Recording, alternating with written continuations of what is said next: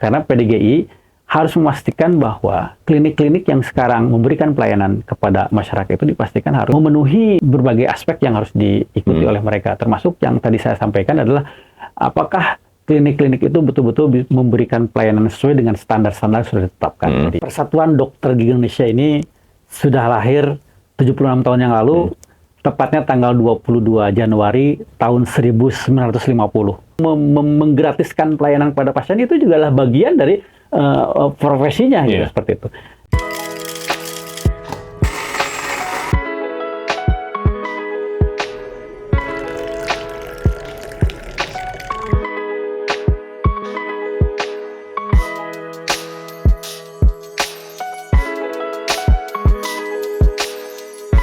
Oke, kita ngobrol di PR.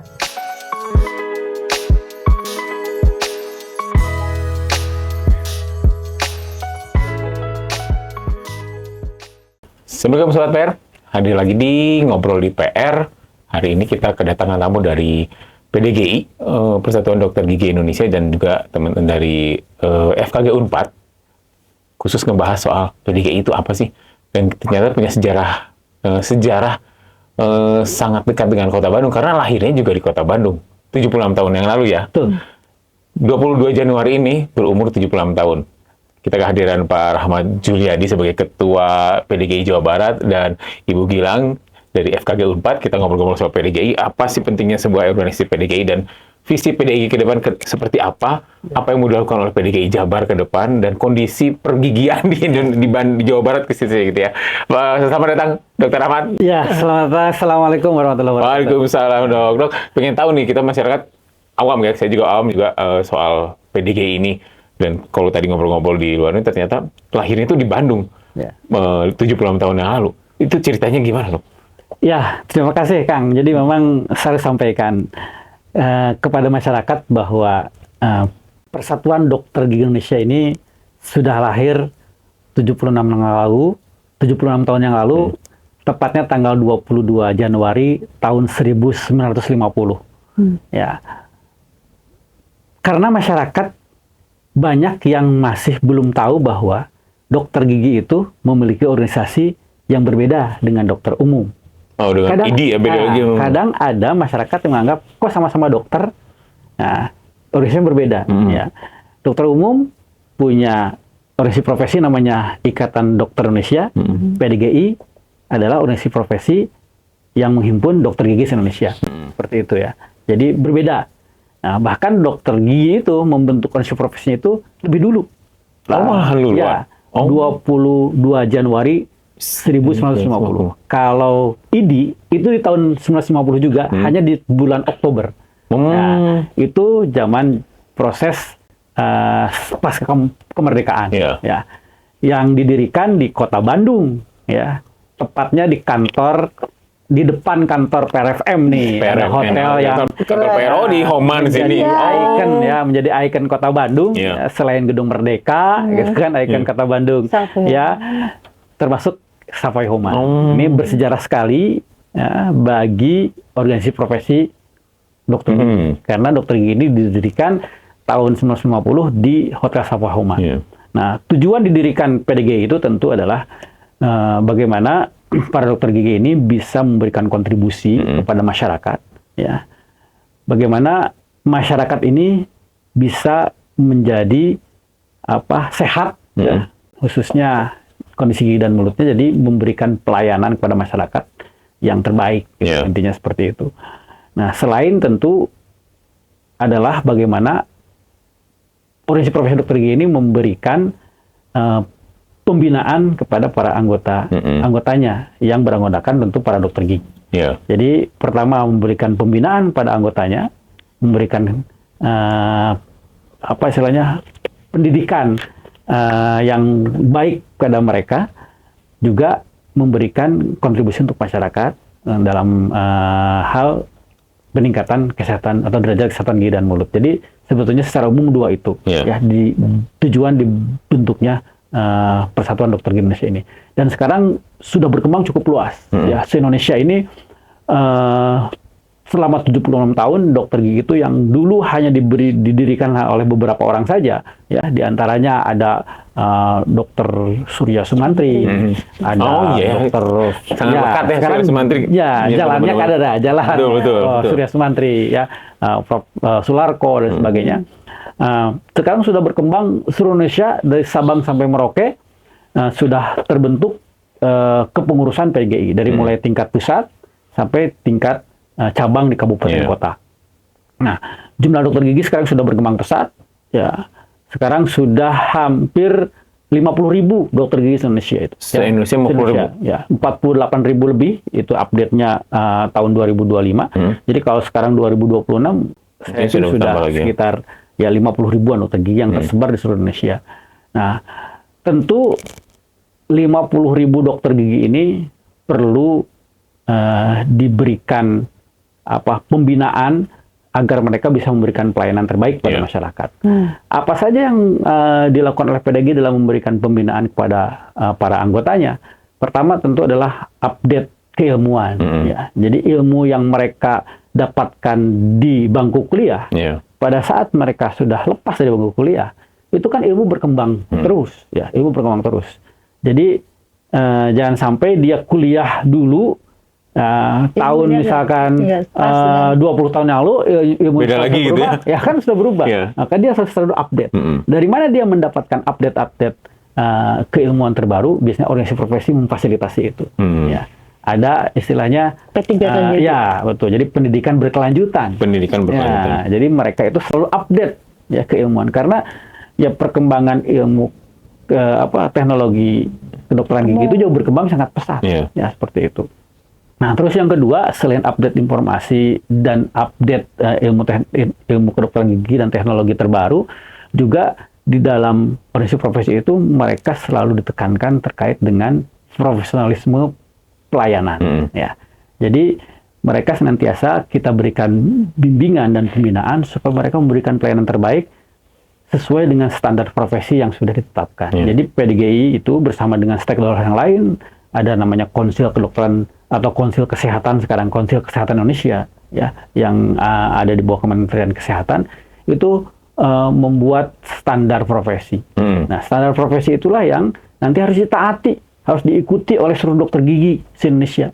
Pada saat mereka memberikan pelayanan harus sesuai dengan standar itu. Kalau mereka mau memberikan pelayanan kepada masyarakat tidak sesuai dengan standar profesi, itu dia sudah menyalahi profesinya sendiri.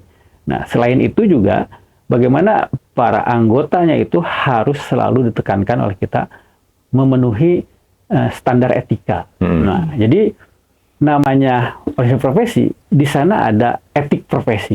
Nah, makanya di organisasi profesi itu ada namanya kode etik profesi. Termasuk juga di jurnalis, jurnalistik ya, pasti ada kode etik jurnalis.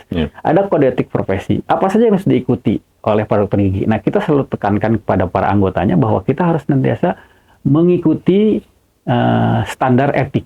Jangan sampai memberikan pelayanan pada masyarakat tidak memenuhi atau tidak mengikuti etika profesi. Karena kalau kita tidak diingatkan seiring waktu, banyak ya para tenaga dokter gigi itu yang mungkin sudah mulai mengabaikan nilai-nilai etik yang harus selalu dia pegang. Karena dokter gigi itu seorang profesionalisme yang harus juga dia memperhatikan masalah-masalah etika profesi. Nah, termasuk di dalamnya pada saat nanti mereka memberikan pelayanan dan mereka sudah memberikan pelayanan sesuai dengan standar profesinya, standar operasional prosedur sudah dia ikuti, standar pelayanan sudah dia ikuti, standar etik sudah dia ikuti. Terus ada permasalahan-permasalahan di masyarakat, termasuk permasalahan-permasalahan hukum ya, yang menyangkut keprofesian, sengketa medis, maka peran dari organisasi profesi itu memberikan advokasi kepada mereka, ya, melakukan pembelaan pada mereka.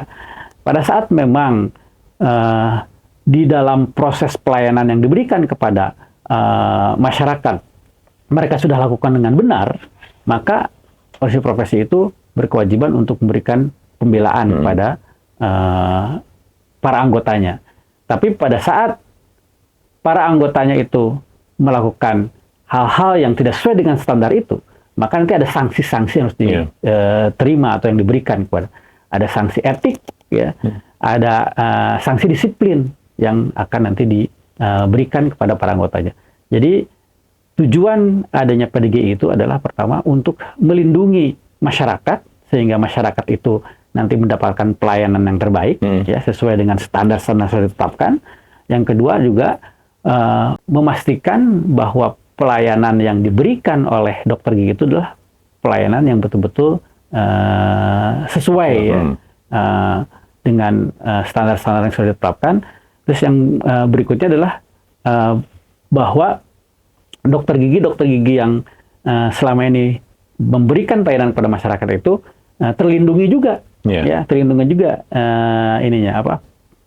aktivitasnya itu. Jadi ada perlindungan hukum terhadap para dokter gigi tersebut, di mana PDGI sebagai organisasi profesi yang memberikan ya perlindungan kepada para anggotanya seperti itu. Jadi secara umum memberikan perlindungan hukum kepada masyarakat, juga memberikan perlindungan kepada dokter giginya sendiri. Seperti itu. Nah, kalau tadi perlindungan, ada kode etiknya ya dok ya? Yang perlu masyarakat tahu kode etik si dokter gitu apa? Jadi masyarakat tahu harusnya dokter ini ketika pelayanan tuh jangan seperti ini, jangan seperti itu. Apa dok? Yang paling harus diketahui masyarakat? Tanggung jawab. Ya, jadi dia harus tahu apa yang menjadi hak dan kewajiban seorang dokter gigi. Ya, jadi etika yang harus dijunjung tinggi oleh dokter gigi itu bahwa dia tidak semata-mata memberikan pelayanan itu hanya bersifat atau berorientasi finansial, ya, berorientasi materi, ya, sehingga apapun yang dia berikan, ya, itu bertujuan untuk meningkatkan derajat kesehatan masyarakat tanpa membeda-bedakan latar belakang, ya, ekonomi, latar belakang suku, ras, agama dan sebagainya. Jadi itu memberikan pelayanan tanpa membedakan itu. Nah, jadi jangan sampai si dokter gitu hanya profit oriented saja. Jadi ada aspek-aspek sosial yang juga harus dia lakukan. Nah, sehingga pada saat memberikan pelayanan, dia tidak memberikan pelayanan yang berlebihan kepada masyarakat yang seharusnya memang itu tidak diperlukan oleh masyarakat.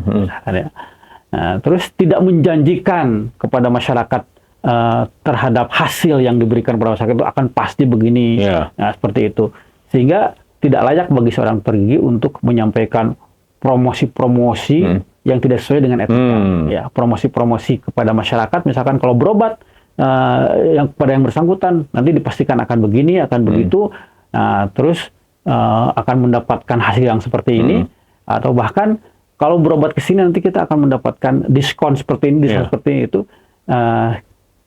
Seolah-olah itu kan lebih ke arah profit gitu ya. Nah, itulah etika yang harus dipegang, bahwa dokter gigi itu tidak hanya sebatas profit oriented, tidak hanya memberikan pelayanan itu, tidak hanya ingin mendapatkan materi saja, tapi justru harus lebih kepada bagaimana memberikan pelayanan terbaik kepada masyarakat sesuai dengan kebutuhan pelayanan masyarakat itu sendiri. Nah, kan tadi soal profit oriented ya. Yang menarik adalah dalam beberapa tahun ini kayaknya banyak klinik-klinik bermunculan, gitu, klinik-klinik gigi bermunculan. Nah, itu sebenarnya menjadi atensi teman-teman dari PDGI juga nggak dok? Terus kan khawatirnya saking banyaknya si klinik, mereka bersaing tidak sehat gitu ya dengan tadi promosi-promosi yang ternyata tidak sesuai faktanya gitu dok. Ya, betul sekali. Memang sekarang kita lihat di lapangan bagaimana menjamurnya pusat-pusat pelayanan kesehatan, termasuk pusat pelayanan kesehatan gigi, muncul dental klinik yang dengan berbagai spesifikasinya lah, ya. Dengan ada yang dia lebih mengedepankan estetik, ada ya dental estetik dan sebagainya. Itu sekarang sangat menjamur. Itu pun mungkin karena tuntutan masyarakat yang sekarang semakin berubah. Ya.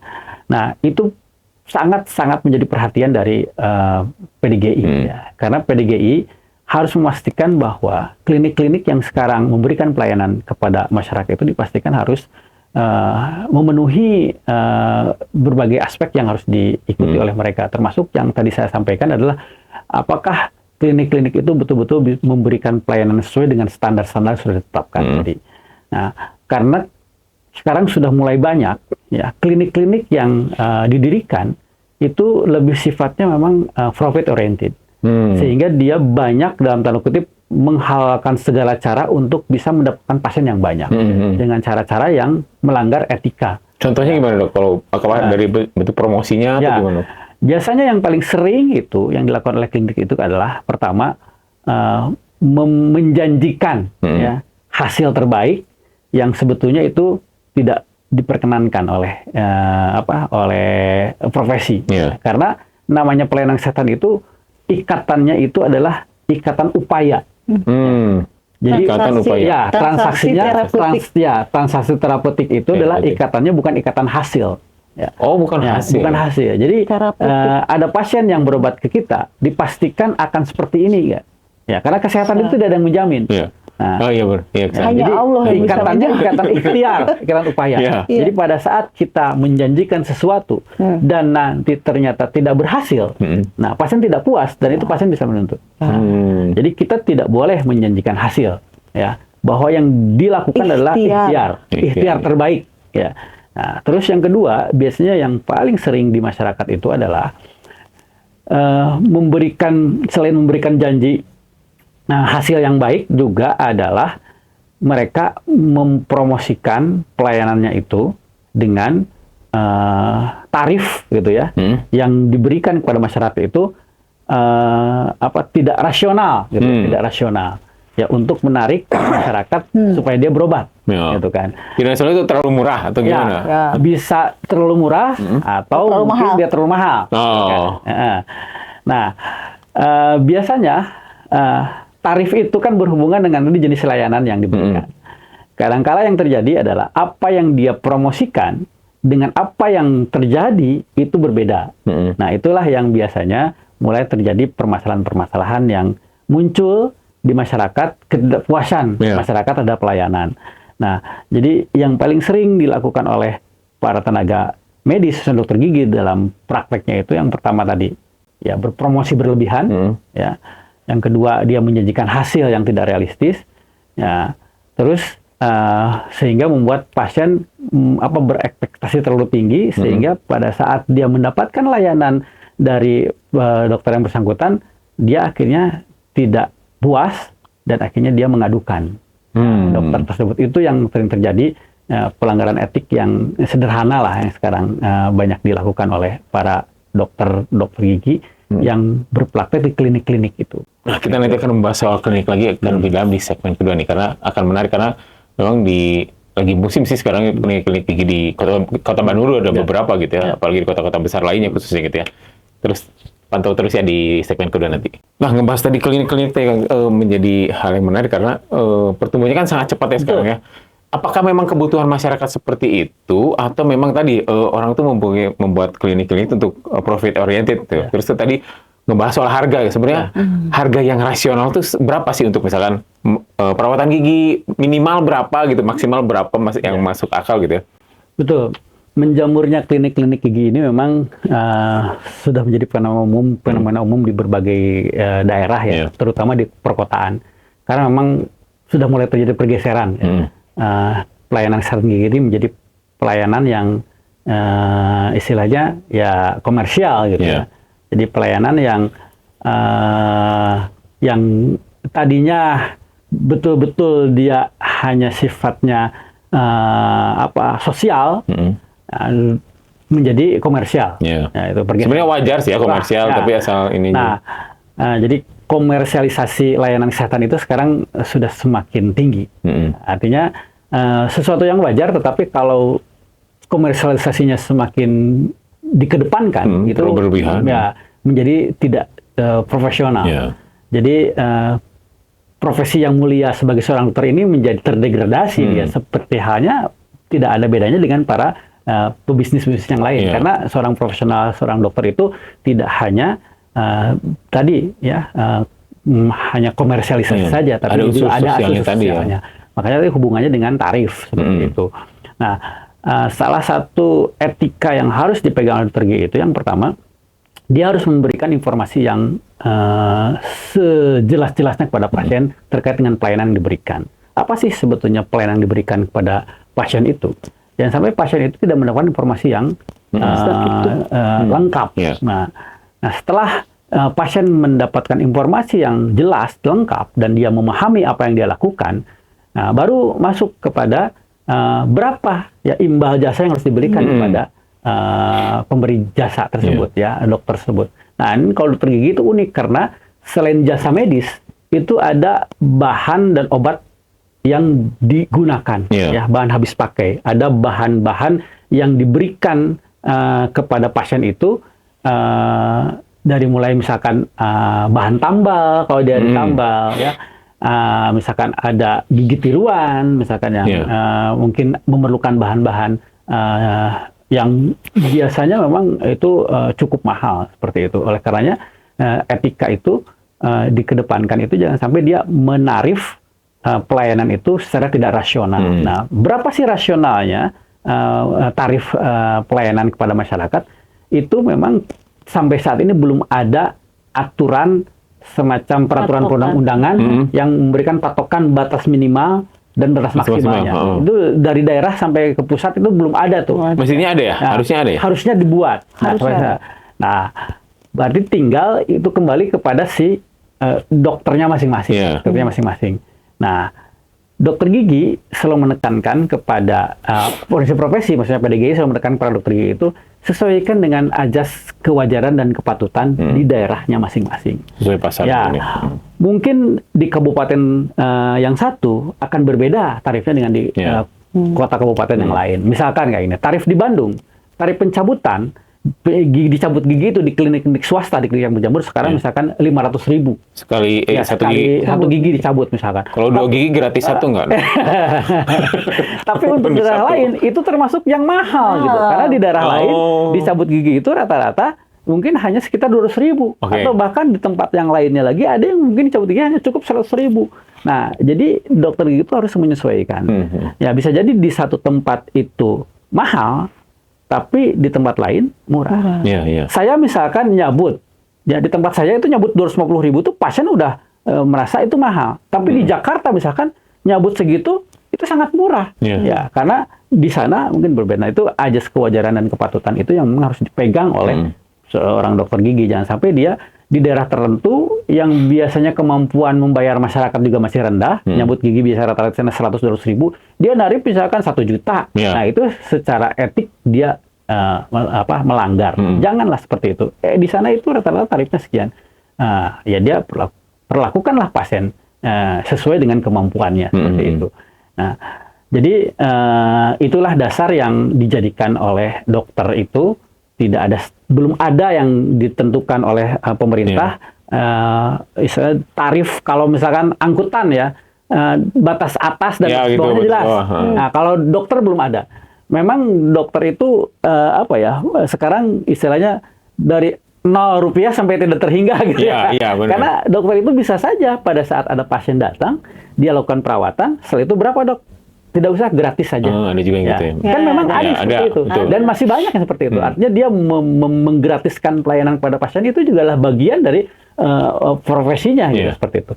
Nah, tapi pada saat menarif pasien kepada pasien yang berobat, kita lihat seperti apa kondisi masyarakat di sana, status ekonomi pasien yang datang. Nah, sekarang banyak dokter gigi yang bergabung di klinik-klinik yang ada di kota-kota besar, yaitu yang sekarang sudah bergeser ke arah tadi komersialisasi. Jadi dengan memasang tarif yang begitu tinggi, terus yang kedua dengan menjanjikan hasil yang juga tidak rasional, sehingga mulai banyak permasalahan-permasalahan yang muncul, ketidakpuasan pasien sehingga berujung pada sengketa medis.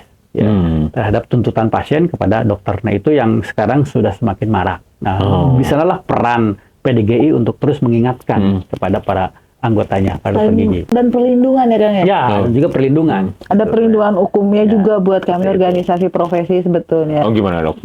Oke, jadi di organisasi profesi ini ada unit hukum dan... Jadi ada namanya BPPA, Badan Pembinaan dan Pembelaan Anggota. Jadi kita juga dilindungi gitu di ikatan profesi ini gitu.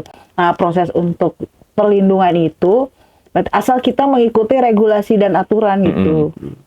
Karena kalau memang udah mah kita tes salah misalnya ya, terus kita juga bagaimana organisasi profesi mau melindungi kita. Makanya tadi proses pembinaannya, tapi kan harus terus gitu kan ya. Nah, pentingnya itu sebetulnya organisasi profesi itu di situ sebetulnya. Apalagi dengan era keterbukaan informasi sekarang kan, yang semua dunia tuh kan ada di genggaman kita ya. Dengan update status pasien, misalnya dia bilang dokternya gini, apalagi take a picture, video masuk ke TikTok viral dan lain sebagainya. Tapi bukan untuk ditakuti sih kalau saya, tapi jadi tantangan ya. Sebagai rem juga buat kita, termasuk saya juga, bahwa apa yang dilakukan itu memang ngikuti standar deh gitu, ikut aja SOP-nya gitu ya. Bukan karena kita lebih takut sama dunia digital ya, bukan ya, tapi jadi lebih aware gitu kan. Tapi memang aturannya memang sekarang ya memang sudah begini dunianya gitu, begitu cepat kan dengan arus teknologi. Kadang di organisasi profesi juga mungkin belum sampai infonya, tapi udah viral katanya. Viralnya di plat ini, di plat X, plat B, plat segala macam gitu kan ya. Ya, betul sekali kan, kan terbilang barusan ya. Jadi memang fungsi organisasi profesi itu ya pertama selain melakukan pembinaan juga melakukan pembelaan. Wah, kalau gitu yang salah juga dibela dong. Nah, itu yang jadi pertanyaan. Selama dokter itu sudah melakukan pekerjaannya sesuai dengan standar yang sudah ditetapkan. Selama dia sudah mengerjakan pelayanan itu dengan baik, standar pelayanannya sudah diikuti sama dia semuanya. Nah, terus nanti ada kondisi-kondisi tertentu yang misalkan terjadi, resiko medis, kan ada resiko medis kan ya, resiko medis. Jadi oleh karenanya tadi sejak awal pasien itu tidak boleh dijanjikan hasil, ya. Dokter itu menjanjikan kepada pasien itu adalah ikhtiar, upaya terbaik, ya, itu upaya terbaik. Nah, jadi pada suatu saat terjadi resiko medis, sesuatu yang tidak diinginkan terjadi, nah itu sudah terkomunikasikan dengan pasien. Ya, bahwa begini loh, makanya paling pertama itu adalah komunikasi dengan pasien. Berikan edukasi dan informasi kepada pasien, termasuk resiko-resiko yang mungkin terjadi. Baik kegagalan yang mungkin terjadi. Misalkan penambalan, kita lakukan sebaik mungkin. Mungkin tambalan itu copot, ya, mungkin juga ya. Nah, kalau begini, maka ada instruksi-instruksi yang seperti itu. Nah, itulah yang harus dilakukan oleh dokter gigi. Pada saat dia sudah melakukan semua prosedur, pada saat dia sudah melakukan tindakan itu sesuai dengan standar-standar yang ditetapkan, dan terjadi permasalahan di kemudian hari, maka itulah peran organisasi profesi masuk di sana untuk memberikan pembelaan. Tapi pada saat si dokter gigi itu pada saat memberikan pelayanan tidak mengikuti standar yang sudah ditetapkan, ya, dia melakukan tindakan tapi mengabaikan standar, ya, standar pelayanan, standar profesi, SOP dan lain-lain. Nah, itu mah tidak bisa kita bela. Tidak bisa kita bela. Nah, itulah ada namanya majelis disiplin profesi yang nanti akan memeriksa apakah si dokter tersebut sudah melakukan sesuai standar atau tidak. Nah, kalau ternyata dia melakukan tindakannya tidak sesuai dengan standar, nah nanti ada sanksi, ya, sanksi disiplin, sanksi etik, dari mulai teguran lisan, teguran tertulis, terberat apa Kang? Copot, pencabutan surat izin praktek. Jadi tidak boleh lagi berpraktek. Nggak boleh. Itu berlaku lama nggak sih? Ya, dari mulai ada pembekuan gitu ya, pemberhentian atau penarikan izin praktek sementara, misalkan hanya untuk 6 bulan, ada sampai 1 tahun, tergantung dari tingkat pelanggaran yang dilakukan, atau sampai pencabutan selamanya dia tidak boleh berpraktek lagi.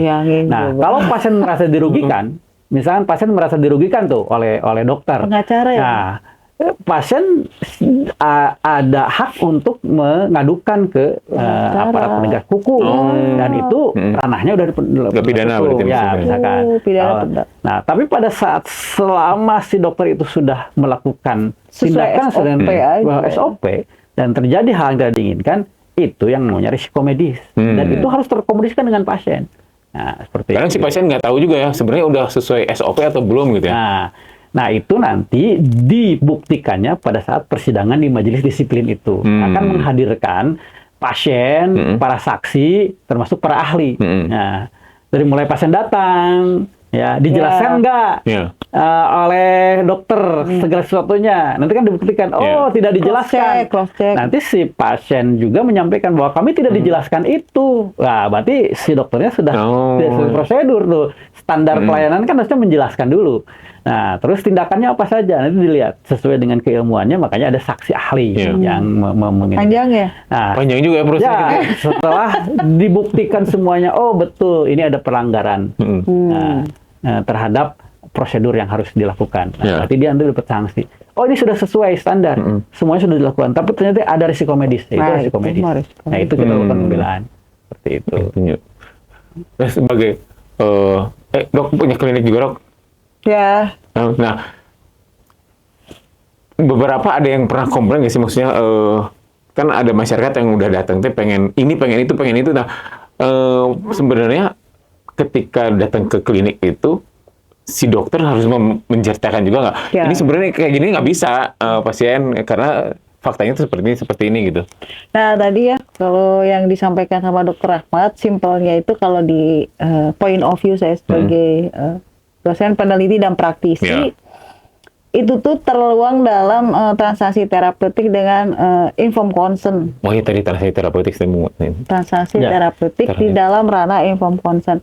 Informed consent itu adalah kesepakatan dan kesepahaman setelah diterangkan gitu. Betul. Itu harus dalam hitam putih atau enggak? Ada hitam putih. Ada hitam putih. Jadi sudah ya. Informed consent itu yang perlu dipahami oleh kita bersama ya. Itu kesepakatan dan kesepahaman setelah diterangkan. Jadi punten nggak bisa juga langsung disodorin tanpa diterangkan. In case adalah 1-2 mungkin ya saya pernah lihat selintas. Namun langsung ditanda tangan, itu tanda tangan apa gitu. Harusnya kan diterangkan dulu. Kalau saya ngajarin ke mahasiswa gitu, itu kan sebetulnya ranahnya, areanya bagaimana kita melakukan proses komunikasi dokter gigi dan pasien. Ada alat ukur standarnya loh. Kebetulan yang bikin saya dan tim. Saya dan tim yang bikin alat ukur untuk mengukur, mengakses si dokter gigi ini sudah bisa nggak melakukan komunikasi dokter gigi dan pasien yang menginduksinya tadi itu transaksi terapeutik dengan informed consent. Jadi sebelum kita melakukan, kalau ikutin alat ukur itu, Calgary Cambridge Gate Transadaptasi, Calgary Cambridge Gate Indonesia versi namanya. Di googling juga bisa ada, di Google juga. Itu ngikutin tuh udah insya Allah aman. Kenapa? Karena di situ diterangkan kenapa penyakit ini terjadi. Rinci ya ini. Dari duduknya segala ada. Nurunin kursi gigi itu termasuk indikator alat ukur itu. Sampai kayak gitu ya? Ya. Karena harus menginduksi pada ergonomic system. Jadi harus safety and secure buat keselamatan pasien. Sekarang kalau kursi gigi di atas, masa dia suruh terbang gitu. Diturunin dulu. Ya, sambil duduk. Lalu dia nanya dari nama, menyebutkan nama depan dan belakang pasien juga bukan hanya sekedar dokter itu menanyakan nama. Karena itu identitas yang akan tadi ketukar informasi. Kayak misalnya sekarang Rahmat Juliadi. Mungkin aja nanti ada Rahmat Babuta kan. Rahmat kan banyak. Nah kayak begitu ya. Lalu setelah itu pasien akan ditanya, tadi anamnesis ya namanya kalau di kita anamnesis sistemik. Kenapa anamnesis sistemik? Karena pasien itu bercerita tentang keluhannya. Dok tadi malamnya gigi kanan saya itu bengkak, sakit jujutan. Lalu saya nggak bisa makan. Lalu sekarang saya kesini terus gimana ya dok ya? Nanti dokter nanya kan, udah minum obat belum bu? Udah katanya. Obatnya apa yang diminum? Aduh nggak tahu lupa. Pokoknya mah bero-bero. Kita kan menghindari. Oh dia udah minum obat, mungkin preparat paracetamol dan lain sebagainya. Lalu gitu, terus dia bilang ditanya, terus tensi dan segala macam. Kita kan meriksa kan secara overall. Ada pemeriksaan luar dan dalam dari mulut. Lalu kita misalnya perlu pemeriksaan penunjang, misalnya ya radiografi atau ronsen dan lain sebagainya. Kita sampaikan, harus disampaikan setiap detailnya. Kayak misalnya gitu, kenapa dok? Harus di ronsen kan saya sakit giginya, gitu kan biasanya gitu pasiennya. Pasien harus diterangkan data pendukung ini untuk membantu menentukan ibu teh sakit apa. Karena kalau misalnya kita nggak tahu ibu sakit apa, takutnya nanti obat yang akan diberikan kan nggak apple to apple. Itu disampaikan. Lalu dokter nanti bilang, nanti pasiennya bilang kan, oke, sudah di ronsen. Setelah di ronsen kan ada hasilnya, ya diterangkan isi si pototnya apa. Ini ya bu, sakitnya gini, ini kondisinya seperti ini, supaya sembuh begini-begini. Sehingga tindakan hari ini saya akan memberikan obat misalnya. Obat yang akan diberikan apa saja, ya diterangkan. Yang satu dari antibiotik diminum harus sampai habis, minimal 12 tablet. Ada alergi obat nggak Bu? Atau Ibu lagi minum obat apa? Takutnya bersamaan minum obat bukan saling menyembuhkan, saling memperparah kan banyak obatnya. Nah setelah itu kan obat harus sampai habis. Lalu ini obat anti sakit, namanya juga obat anti sakit ya. Ya kalau udah nggak sakit nggak usah dikawasi, nggak usah diminum. Itu hal simpel. Sampai ke situ ya? Ya. Iya. Nah itu yang disampaikan Dokter Gilang itu, itulah standar pelayanan yang harus diikuti oleh semua dokter gigi. Dan nggak bisa pakai lupa ya. Jadi standar-standar itulah yang harus dipegang dari mulai tadi menanyakan, bahkan Dokter Gilang supaya detail tuh ya. Ada yang mulai nurunin kursi gigi, nanya nama, itu nama kan, depan belakang. Nah, itu nama lengkap, bagian ya. dari standar yang harus dilakukan oleh seorang dokter gigi, sehingga nanti pada saat buat keselamatan kita juga pada saat nanti dia akan sebetulnya. memberikan pelayanan, si pasien sudah firm bahwa apa yang akan tanda dilakukan tangan nih, kepada saya itulah seperti ini. Iya. Nah, Tanda termasuk tangan. disampaikan resiko-resiko yang Betul. terjadi. Nah, terjadilah tadi transaksi terapeutik. Dibuatlah informed consent. Informed consent itu dia sudah mendapatkan informasi dan dia sudah concern menyepakati itu. Nah, tanda tangan oke, kita lakukan. Dan legal secara hukum memang itu. Kalau itu Sebagai sudah bukti dilakukan, itu, ada sesuatu yang Jadi? di luar kemampuan kita sebagai manusia. betul. Itulah Itu jadi resiko medis. nah dan itu Oh, yang menjadi tadi ya, bukti resiko hukum medis ya tadi. Kang ya. Pada saat ada prosedur yang ditempuh, itulah yang mungkin orang menyebutnya malpraktek. Ada prosedur-prosedur yang harusnya dilakukan, dia tidak lakukan. Oh, di sana maksudnya ya. Nah, ada sesuatu yang harus dilakukan, dia tidak lakukan. Dan sekarang di teman-teman di PDGI sudah mulai banyak ya sih laporan-laporan gitu. Ya, betul. Jadi sekarang aduan masyarakat terhadap dokter gigi itu juga sudah semakin meningkat, ya, semakin banyak. Nah, termasuk di Jawa Barat. Itu konsekuensi lah dari semakin banyaknya dokter gigi dan semakin banyaknya pelayanan yang diberikan. Apalagi sekarang tadi bermunculan berbagai banyak klinik-klinik ya. Itu memang menjadi bagian yang memberikan kontribusi terhadap aduan-aduan masyarakat. Karena sekarang itu ada semacam kebiasaan baru ya di masyarakat ya. Masyarakat itu sekarang mudah mengadukan. Nah, kalau gitu adunya kemana Kang? Masyarakat juga mungkin pemirsa perlu tahu loh. Ya. Yang pertama biasanya kan langsung mengadukan ke dokter yang bersangkutan. Tapi kadang-kadang kalau misalkan tidak mendapat respon yang baik, yang paling mudah dia lakukan adalah ngadu ke medsos. Dia update status gitu kan. Nah, tapi kalau misalkan ada yang dia paham secara prosedur, alurnya, dia biasanya mengadukan ke yang tadi yang namanya Majelis Disiplin Profesi. Atau biasanya yang paling banyak itu masuknya ke PDGI. PDGI. Kontaknya kemana Kang kalau mau tahu nih? Ya, PDGI itu dia nanti domisilinya di mana. Jadi PDGI itu ada struktur kepengurusan tiap daerah, kabupaten kota. Misalkan kalau dia berobat di Kota Bandung, dokternya Kota Bandung, dia bisa mengadukan ke PDGI Kota Bandung. Ada misalkan di Kabupaten Bandung, PDGI Kabupaten Bandung. Ada sekretariatnya, bisa dicari lah sekretariat. Nah, yang lucu kadang-kadang pengaduan yang masuk itu ke PDGI itu banyak pengaduan yang masuk, tapi banyak juga pengaduan yang sebetulnya berkaitan bukan dengan pelayanan kesehatan, tapi ngadu ke PDGI. Ya, contohnya kayak gini, ada masalah dengan dokter gigi. Ya, padahal itu bukan berkaitan dengan pelayanan. Ngadunya ke PDGI. Ya, itu banyak. Masalah oke. Dari mulai masalah KDRT, masalah utang piutang. Dokter gigi kan juga manusia kan, dia punya masalah. Dia ada masalah. KDRT, istrinya dokter gigi, diadukan tuh. Ke PDGI ngadunya. Nyambung ya kan. Tapi itu aduan masuk, nggak apa-apa kita ini. Nah, kita pilah mana yang aduan ini bukan ranah profesi. Ya silakan.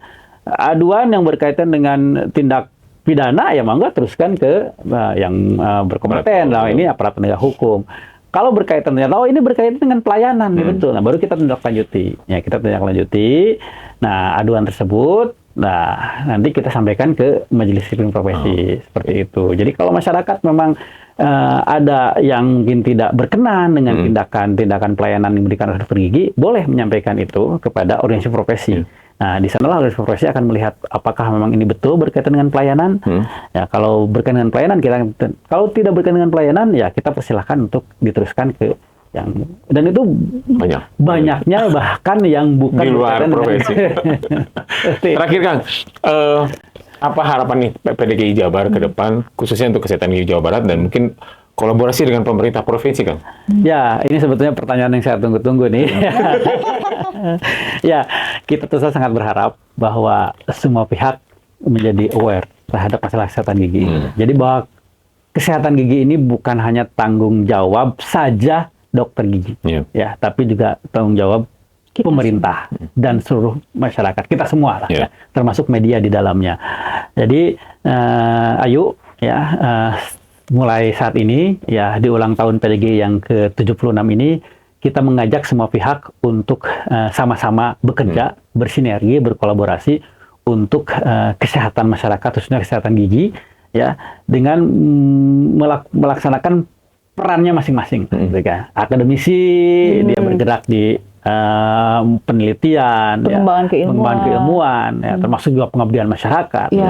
Ya, profesi bergerak di bidang pembinaan kepada anggotanya, meningkatkan ilmu pengetahuannya, memastikan bahwa mereka memberikan pelayanan terbaik. Nah, pemerintah menyiapkan semua infrastruktur yang harus disiapkan oleh pemerintah, dari mulai sarana prasarana kesehatannya di tiap daerah, puskesmas dilengkapi alat-alatnya, disiapkan dokter giginya yang masih kosong, yaitu regulasi. Ya. Jadi pemerintah ini jangan sampai ya seperti kemarin ada informasi menyampaikan, oh ini dokter gigi kurang, kita akan cetak dokter gigi sebanyak-banyaknya dengan mendirikan FKG baru. FKG atau misalnya, apakah masalahnya di sana? Ternyata kan tidak di sana, tapi tadi distribusinya tadi berapa ribu tadi? Ya, tadi di Jawa Barat saja ya, di Jawa Barat saja ya, ada 7.000 dokter gigi lah, ya, 7.000 dokter gigi. Tapi kan itu saya sebutkan 7.000 dokter gigi itu 1.600-nya ngumpul di Kota Bandung. 1.600 di Kota Bandung, oke, berkurang. 1.200-nya di Kota Bekasi. Udah 3.000. Ya, 1.000-nya di Kota Depok. Ya, 800-nya di Kabupaten Bogor, Bekasi. Jadi lebih dari setengahnya ada di 4 kabupaten kota. Yang lainnya hanya di 4 kabupaten kota, ya. Dan itu kan harus diatur oleh pemerintah. Ayo dong, kamu jangan di sana aja. Itu baru skup Jawa Barat, apalagi kalau kita berbicara nasional. Ayolah, itu Indonesia Timur, kasihan dong. Nggak ada dokter gigi. Nunggu kesadaran manusia nggak akan sadar. Harus ada aturannya, ya. Dan itu adalah peran pemerintah. Tapi dokter mau nggak sih sebenarnya? Kan kadang si dokternya juga kalau pemerintah membuat aturan, pasti mau nggak mau, ya. Harus diikuti. Ya kalau nggak mau berarti dia keluar dari Indonesia, kan? Ya, boleh kamu dikedaerahkan, tapi dengan insentif yang oke lah, kamu ada tunjangan daerah terpencil yang layak lah di sana. Tunjangan dia kemahalan, dia tidak bisa berpraktek seperti di kota. Ada tunjangannya. Nah, itu peran pemerintah di sana. Makanya kami berharap, ayolah kita bersama-sama, pemerintah juga menjalankan tugasnya sebagai pemerintah, memberikan fasilitasi dan juga kebijakan-kebijakan atau regulasi yang bisa meningkatkan pelayanan kepada masyarakat. Tadi aksesnya, peralatannya, SDM-nya, itu kan regulasi pemerintah ranahnya. Nah, seperti itu. Jadi semuanya bekerja, termasuk juga dunia usaha. Ya, saya berharap ayo dengan dunia usaha. Boleh kita berkolaborasi dengan dunia usaha dalam promosi kesehatan kepada masyarakat seperti itu. Nah, apabila semua pihak sudah bisa berkolaborasi dengan baik, saya yakin permasalahan yang disampaikan Dr. Gilang, setengahnya penduduk Indonesia lebih dari setengahnya mengalami masalah gigi ini bisa tertangani. Betul. Jadi ada wacana membuat FKG baru, sebenarnya di Jawa Barat nggak saya sebenarnya sudah lebih dari cukup, ya. Sebetulnya rasio kecukupan di Jawa Barat itu sudah tercapai. Tinggal penyebarannya distribusi. Distribusi. Nanti di FKG ini produksinya sekian, Unpad sekian. Di Jawa Barat itu sebetulnya sudah ada tiga ya yang sudah berjalan itu. Ada FKG Unpad, ada FKG Maranatha, dan ada FKG Unjani. Nah, produksi dari 3 FKG itu udah cukup. Nah, sekarang memang sudah mulai ada pembukaan FKG baru, misalkan di Bekasi ada lagi FKG swasta. Itu silahkan saja kalau pemerintah memang memberikan izin. Hanya tinggal nanti distribusinya. Nah, itu yang harus kuncinya di pemerintah adalah distribusi aturan si SDM-nya, karena ada tadi kita tahu sendiri 7.000 dokter gigi, tapi hanya terkonsentrasi di 4 kabupaten kota saja, ya. Betul. Ini PR bersama mungkin dari kita juga akan apa ya, dari media juga mungkin terus mengkritisi ini nanti ya. Kita jalan-jalan bersama nanti, jalan bersama mengedukasi masyarakat soal dokter gigi, soal kesehatan gigi bersama PDGI nanti juga ada.